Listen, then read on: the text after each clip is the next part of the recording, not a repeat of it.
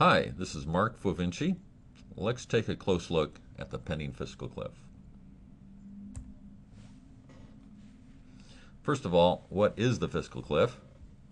It is the fiscal restraint built into current law that automatically starts on January 1. About 80% is a long list of tax hikes.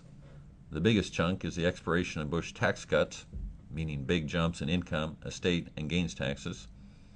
Other hikes include expiration of the inflation indexation of the alternative minimum tax, expiration of the payroll tax cut, and then the taxes in the Affordable Care Act start taking effect. About 20% is lesser but still large amount of spending cuts. A majority are from the automatic spending cuts passed in the Budget Control Act in August of last year. That's the act that raised the debt ceiling with so much difficulty that it rattled markets. Other significant cuts are the expiration of emergency unemployment benefits and the reduction in Medicare payments to physicians.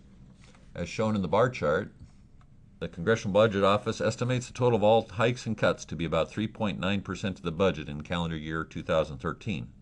That 3.9% is the difference between the bars with and without the fiscal cliff. It is very unlikely that current law completely takes effect. That's because no politician will want to drive the economy into recession. In fact, the Congressional Budget Office forecast for GDP growth with the cliff for just the first half of 2013 is a negative 1.3%. That's a clear recession. So then what should you expect?